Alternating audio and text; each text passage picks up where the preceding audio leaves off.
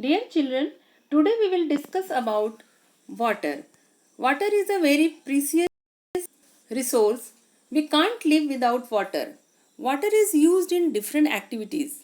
As you know that two-thirds or 71% of Earth's surface is covered with water.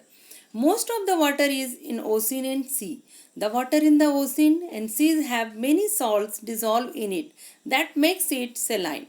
So it is not fit for drinking and other domestic agriculture needs. Only a small fraction available on the earth is fit for use of plants, animals and humans. So we must conserve water. Dear children, do you have an idea about the quantity of water we use in a single day? Because we use water in different activities. To understand this, how much water do we use? Let's do one activity. List all the activities for which you use water in a day. Some activities are listed in the given table. Make a similar table in your notebook. Throughout the day, measure the amount of water used by each activity by you and other family members. You may use a mug, a glass, a bucket, or any other container to measure the amount of water used. By filling this table, you have a rough idea as to how much water your family use in a day in different activities. According to WHO, a person needs 50-liter water, that is about 2.5 bucket water in a day for different activities. Dear children, we use water in different activities. You just watch this picture. We use water for drinking purpose, for the preparation of food, for bathing, for cleaning and washing. It is also used in different industries, for irrigation, for construction work, and it is also used for production of electricity. Now dear children, now the question is, where do we get water from? Where do you get this water? Some of you may say we draw water from a river, spring, pond, well or a hand pump. Some others might say we get water from taps. Have you ever wondered where water in the taps comes from? Water that we get from taps is also drawn from a lake or a river or a well. It is then supplied through a network of pipes. These sources of waters are rainfall, rivers, lakes, ponds, ocean and sea, groundwater. For most of the work we use groundwater. It is obtained through wells, hand pumps, bore wells, tube wells, etc. Rainfall is the ultimate source of water. Dear children, you might have observed that you notice that water spilled on a floor dries up water after some time. The water seems to disappear. Similarly, water disappears from wet cloths as they dry up. Water from wet roads, rooftops, and also disappears after the rain. After mopping the floor, it dries up. When we sprinkle water over, it also disappears. Where does this water actually go? Actually, this water evaporated by getting heat. To understand this process, we will do take two similar plates. Place one of the plates in sunlight and keep the other under shade. Now pour equal amount of water in each of the plates. You can use a cap of a bottle to measure water. Make sure that water does not spill over. Observe the two plates after every 15 minutes. Does the water seems to disappear? From which plate does it disappear first? What is the source of heat for this evaporation?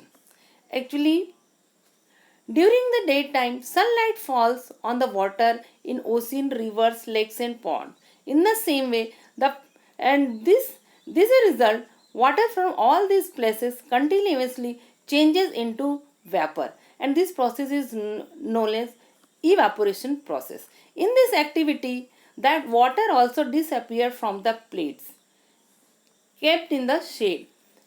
Now you observe this activity. We kept the bowl which is in sunlight, and after you observe we get less water. Means the evaporation takes place fastly in that bowl which is kept in sunlight, whereas the evaporation takes place slowly in that bowl which is kept in shade. On heating also, you will observe that the water kept in sunlight evaporate fastly, whereas the water kept in shade evaporate slowly. The process of conversion of water into water vapor is called evaporation, which we have observed by the activity. Dear children, a lots of water is also lost by plants. Loss of water also takes by plants. Loss of water in form of water vapor from the surface of leaves is called transpiration. Both transpiration and evaporation contribute in the formation of clouds leading to rainfall. So we must plant more and more trees. Dear children, the another process is very important, that is condensation process. The conversion of the water vapor into water droplet on cooling, it is known as condensation, which you might have observed so many times in appearance of dew over the leaves during winter, appearance of fog during winters. To understand this process, let's watch this video. Children, we will discuss about the cloud formation. Before we understand the cloud formation, we will do some activity. As you know, this is for this activity we will take a dry glass. You can see. Now we will pour some water. Then we add some ice. Now leave it this glass tumbler for few minutes. Then we will observe another thing which is related to this process. All of you are aware, now this is summer season and you use cold drinks. You just see some water droplet outside the cold drink bottle. In the same way, if you brought some vegetable, I have some vegetables, you just see some, if we dry it, and again other vegetables also, you see some water droplets outside the vegetable surface like this. I have another bottle, that is, it is a sauce bottle. You also observe some water droplets outside the bottle. In the same way, you can also observe some water droplets outside the glass tumbler. Now the question is, where does this water droplets come from? Is it come from inside the bottle or from other place? As you know, children, this surface is a cooler surface. And you know that the water vapor is present in our atmosphere. Present in our atmosphere condenses on the surface of this cooler surface of the glass tumbler, which takes place in this bottle also and this vegetable also. So, then this water droplets condenses on the surface of the glass tumbler, which we see in the form of water droplets. This process is known as condensation, and it also takes place in the cloud formation. The process of conversion of water vapor into water droplets on cooling, so this process is known as condensation process. So this condensation process is very helpful or take part a great role in the formation of cloud. The process of evaporation and condensation plays an important role in bringing water back to the surface of the earth. Now, watch this video and understand how the cloud is formed. Dear children, we can understand the process of formation of cloud by doing this simple activity. As you know, this is vaporizer, and we just heat the vaporizer. There is water in it, and you just see the vapor comes out. Just it happened simply in cloud formation. When I keep this plate just above the vaporizer, I'm just collecting the vapors. You just see the vapor on the surface of this plate. Now, just I want to put some ice cube.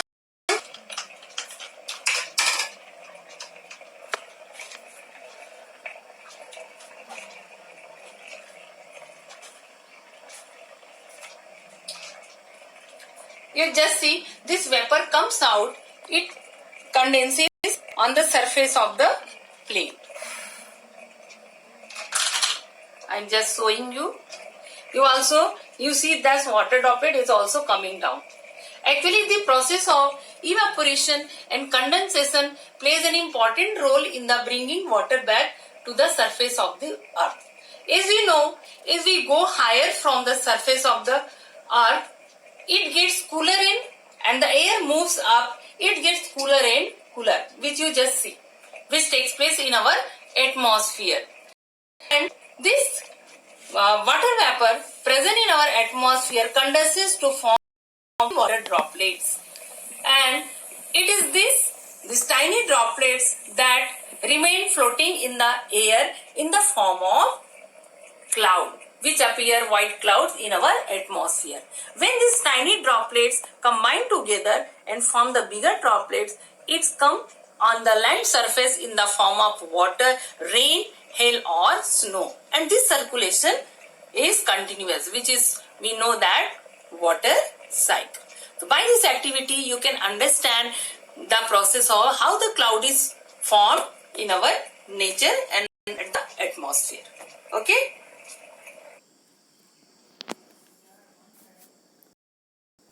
We know that water brought back to the surface of the earth by rain, hail or snow goes back to ocean. Thus, water from the ocean and surface of the earth goes into air as vapor, returned as rain, hail or snow, and finally goes back to the ocean. The circulation of water in this manner is known as water cycle. Now, watch this video and understand the process of water cycle.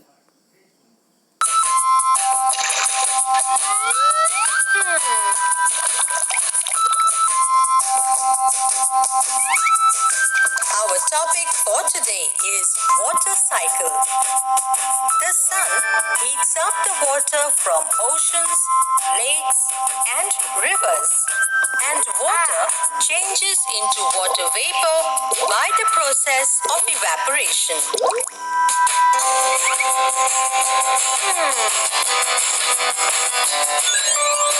Plants also lose water in the form of water vapor from their leaves into the air by the process of transpiration.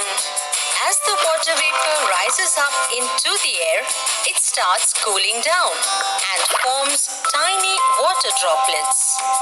These water droplets come together to form clouds. This process is called condensation. When the clouds start getting heavy and cannot hold the water droplets anymore, they fall back to the earth in the form of rain, hail, or snow. This process is called precipitation.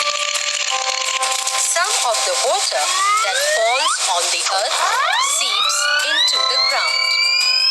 This water is available to us in the form of groundwater. The remaining water falls back into oceans, lakes, rivers, and seas. This process is called collection.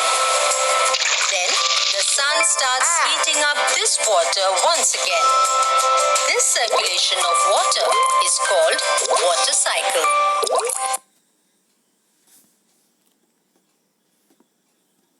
Dear children, water cycle is very important. As water cycle maintains the supply of water on land, it also maintains the temperature of the earth. Dear children, you just observe this picture. What if it rains heavily? The time duration and the amount of rainfall varies from place to place. In some parts of the world, it rains throughout the year, while there are places where it rains only for a few days. In our country, most of the water rainfall occurs during the monsoon season. However, excess of rainfall, what will happen if there is excess of rainfall? Excessive rains is harmful for us. How? Excessive rains may cause flood. This may rise in the level of water in lakes, ponds and rivers. Crop filled villages, cities may get submerged by water. Flood causes extensive damage to crops, domestic animals, property, and human lives. Dear children, again you see these pictures and observe. Can you imagine what would happen if it does not rain in a region for a year or more? You just see the soil continues to lose water by evaporation and transpiration. Since it is not being brought back by rain, the soil becomes dry. The level of water in ponds and wells of the region goes down, and some of them may even dry up. The groundwater may also become source. This may lead to drought. The drought condition, it is difficult to get food and fodder. You might have heard about droughts occurring in some parts of our country and other part of the world also. The life become difficult in such condition.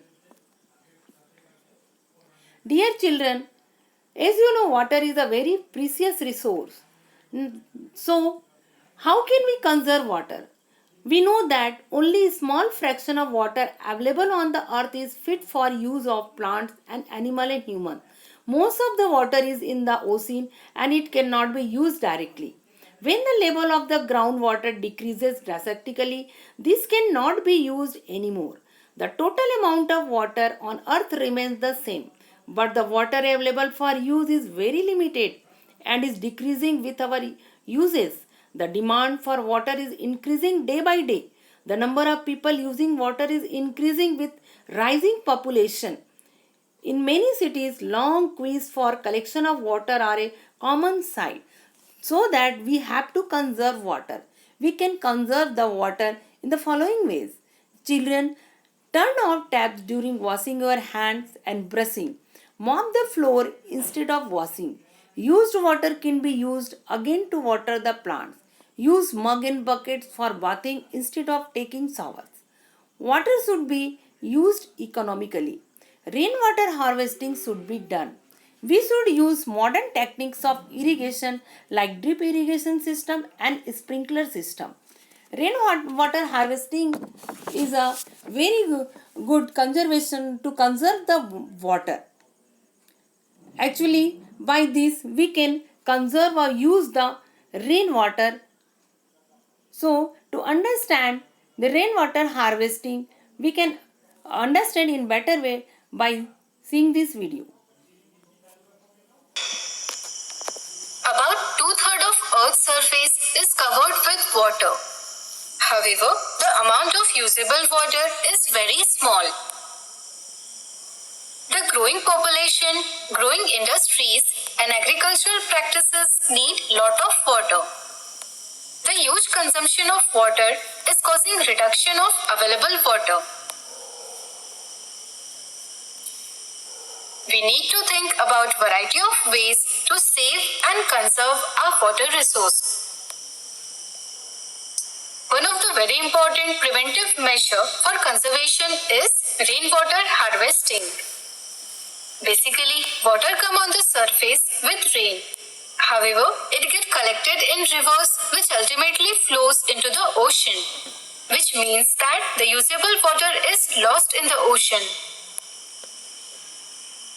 We can catch the rainwater and prevent it from flowing into the ocean.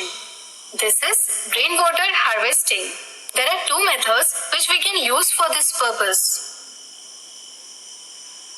Rooftop rainwater harvesting. During raining, rainwater gets collected in rooftop. It can be transferred to a storage tank through a pipe Often the water contains soil particles and other impurities. In such case, water should be filtered to remove these impurities. Water stored in the storage tank can be used to fulfill our water needs. Instead of storage tank, water can also be transferred to a pit in the ground from where it seeps into the soil. The seeped water gets added to groundwater and so the level of groundwater increases. In both ways, we prevent water from flowing away. Roadside drains. Rainwater falling on roads get collected in the drains.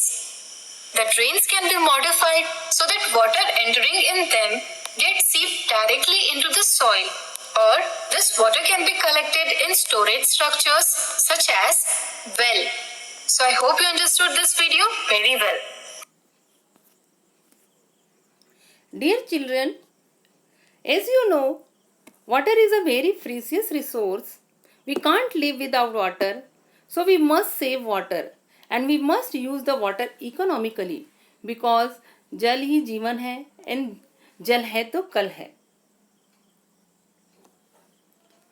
I hope, dear children, you will understand the whole lesson. Now there are some important terms and definition. Clouds. It is a mass of small droplets of water or ice crystals that floats in the air. Condensation. It is the process of conversion of water vapors into water on cooling. Drought. It is the dry situation created in a particular region when there is no rainfall for a long period. Evaporation. It is the process of conversion of liquid vapor into water vapor. Flood. It is the situation of overflowing of water into rivers, lakes, ponds due to heavy rain. Groundwater. The water present inside the earth is called groundwater. Hail. Small pellets or ice falling from the cloud is called hail. Snow. Frozen vapor falling from the sky in the form of flakes are called snow. Transpiration. The process of loss of water from plants in the form of water vapors is called transpiration. Water vapors. Water in a vapor form is called water vapor. Water cycle. The circulation of the earth's water in which water from the sea, ocean evaporates and form clouds, fall as a rain or snow and returns to the ocean by river is called water cycle. Dear children, we must have save water because water is a very precious resource because jal hai to kal hai. So save every drop of water.